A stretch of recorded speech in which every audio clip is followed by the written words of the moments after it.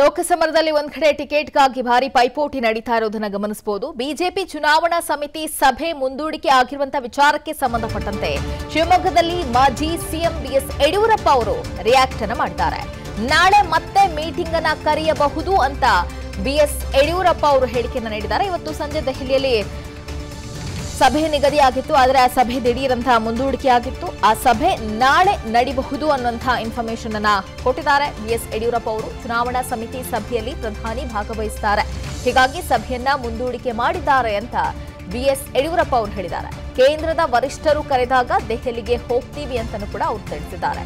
ಈಶ್ವರಪ್ಪ ಬೇರೆ ಅಲ್ಲ, ನಾನು ಬೇರೆ ಅಲ್ಲ, ಯಾಕೆ ಚಿಂತೆ ಮಾಡ್ತೀರಾ? ನಾನು ಕಾಂತೇಶ್ಗೆ ಟಿಕೆಟ್ ಕೊಡಿಸುವುದಕ್ಕೆ ಎಲ್ಲಾ ಪ್ರಯತ್ನವನ್ನ ಮಾಡ್ತೀನಿ ಅಂತ ಬಿಎಸ್ವೈ ಹೇಳಿದ್ದಾರೆ. ನಾಳೆ ಮತ್ತೆ ಕರೀಬಹುದು. ಈ ಸಾರಿ ಮೀಟಿಂಗ್ ಅಲ್ಲಿ ಪ್ರಧಾನಿಯವರು ಇರ್ಬೋದು ಅಂತ ಕಾಣುತ್ತೆ. ಅದಕ್ಕೋಸ್ಕರ ಒಂದಿನ ಮುಂದಾಕಿರ್ಬೋದು. ಅದಕ್ಕೋಸ್ಕರ ಇವತ್ತು ನಾನು ಬೆಂಗಳೂರಿಗೆ ಹೋಗ್ತಾ ಇದ್ದೀನಿ. ಯಾವಾಗ ಕರೀತಾರೆ ಅವಾಗ ಡೆಲ್ಲಿಗೆ ಹೋಗ್ತೀವಿ. ಅಲ್ಲ, ನಾಳೆ ಮತ್ತೆ ಕರೀಬಹುದು. ಈ ಸಾರಿ ಮೀಟಿಂಗ್ ಅಲ್ಲಿ ಪ್ರಧಾನಿಯವರು ಇರ್ಬೋದು ಅಂತ ಕಾಣುತ್ತೆ. ಅದಕ್ಕೋಸ್ಕರ ಒಂದಿನ ಮುಂದಾಕಿರ್ಬೋದು. ಅದಕ್ಕೋಸ್ಕರ ಇವತ್ತು ನಾನು ಬೆಂಗಳೂರಿಗೆ ಹೋಗ್ತಾ ಇದ್ದೀನಿ. ಯಾವಾಗ ಕರೀತಾರೆ ಅವಾಗ ಡೆಲ್ಲಿಗೆ ಹೋಗ್ತೀವಿ. ಅಲ್ಲ, ನಾಳೆ ಮತ್ತೆ ಕರೀಬಹುದು. ಯಡಿಯೂರಪ್ಪ ಅವರ ಮನೆಗೆ ಕಾಂತೇಶ್ ಬೆಂಬಲಿಗರು ಆಗಮಿಸಿದ್ದಾರೆ. ಕಾಂತೇಶ್ಗೆ ಟಿಕೆಟ್ ನ ಕೊಡಿಸಬೇಕು ಅಂತ ಹೇಳಿ ಬಿಎಸ್ ಯಡಿಯೂರಪ್ಪ ಅವರಿಗೆ ಬೆಂಬಲಿಗರು ಮನವಿಯನ್ನ ಮಾಡಿಕೊಂಡಿದ್ದಾರೆ.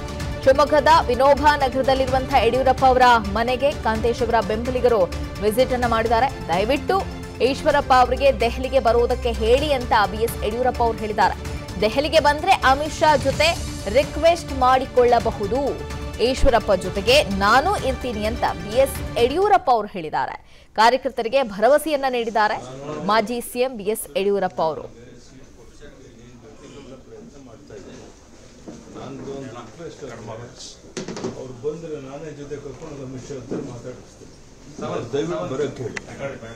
ನಾವು ವಿರೋಧ ಇಲ್ಲ, ಅವ್ರನ್ನ ಓಡಾಡೋಣ, ಎಲ್ಲರೂ ಕಷ್ಟಪಟ್ಟು ಗೆಲ್ಸೋಣ.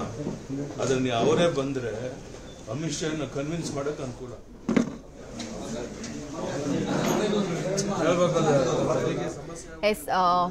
ಕೆಎಸ್ ಈಶ್ವರಪ್ಪ ಅವರ ಪುತ್ರ ಕಾಂತೇಶ್ ಅವರಿಗೆ ಟಿಕೆಟ್ ಅನ್ನ ಕೊಡಿಸಬೇಕು, ಅವರಿಗೆ ಟಿಕೆಟ್ ನೀಡಬೇಕು ಅನ್ನುವಂಥ ನಿಟ್ಟಿನಲ್ಲಿ ಕೆಎಸ್ ಈಶ್ವರಪ್ಪ ಅವರು ಕೂಡ ಪ್ರಯತ್ನವನ್ನ ಮಾಡ್ತಾ ಇರೋದನ್ನ ಗಮನಿಸಬಹುದು. ಬಿಎಸ್ ಯಡಿಯೂರಪ್ಪ ಅವರು ಕಾಂತೇಶ್ ಅವರ ಪರವಾಗಿ ಬ್ಯಾಟ್ ಬೀಸ್ಕೊಂಡು ಬಂದಿದ್ದಾರೆ. ಇವತ್ತು ಅವರ ಬೆಂಬಲಿಗರು ಅವರ ಮನೆಗೆ ಬಂದಂತಹ ಸಂದರ್ಭದಲ್ಲೂ ಕೂಡ ಇದನ್ನೇ ಅವರು ಪುನರುಚ್ಚರಿಸಿದ್ದಾರೆ.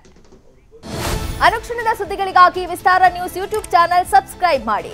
ಹೊಸ ಸುದ್ದಿಗಳ ನೋಟಿಫಿಕೇಶನ್ಗಾಗಿ ಬೆಲ್ ಐಕಾನ್ ಕ್ಲಿಕ್ ಮಾಡಿ. ಲೇಟೆಸ್ಟ್ ಅಪ್ಡೇಟ್ಸ್ಗಾಗಿ www.vistaranews.com ವೆಬ್ಸೈಟ್ಗೆ ವಿಸಿಟ್ ಮಾಡಿ. ಅಂಗೈಯಲ್ಲೇ ಜಗತ್ತಿನ ಸುದ್ದಿ ತಿಳಿಯಲು ವಿಸ್ತಾರ ನ್ಯೂಸ್ ಕನ್ನಡ ಆಪ್ ಡೌನ್ಲೋಡ್ ಮಾಡಿ.